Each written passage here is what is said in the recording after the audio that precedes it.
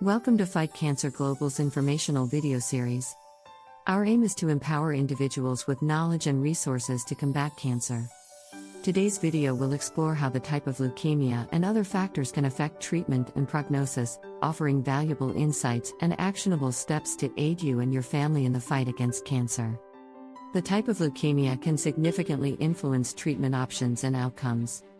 Acute leukemias are fast-growing and typically require aggressive treatment, while chronic types may be managed with less intense therapies initially. Acute lymphoblastic leukemia, ALL, is often seen in children and has a high cure rate with proper treatment. Acute myeloid leukemia, AML, more common in adults, is more challenging but still treatable. Chronic types, CLL and CML, often involve monitoring and treatment as required. The patient's age and general health can greatly influence treatment decisions and prognosis. Younger and healthier patients often have a better chance of tolerating aggressive treatments, such as high-dose chemotherapy or stem cell transplantation. The presence of specific genetic mutations can also affect prognosis and treatment. Some mutations indicate a better prognosis, while others might suggest a more aggressive course of the disease. Targeted therapies are being developed to treat some of these specific mutations.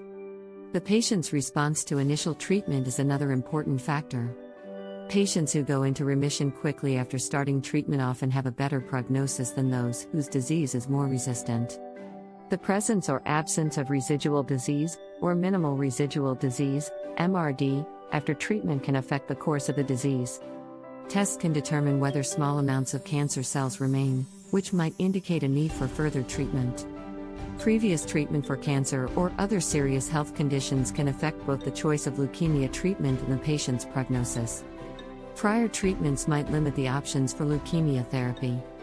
The presence of other health conditions, or comorbidities, can also influence treatment decisions and outcomes.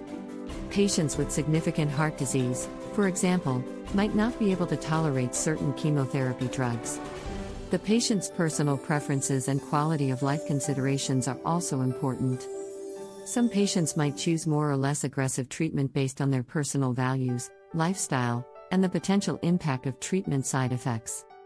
Access to clinical trials can affect treatment options. New and potentially more effective treatments are often first available in clinical trials. Lastly, access to specialized care for leukemia can influence the success of treatment.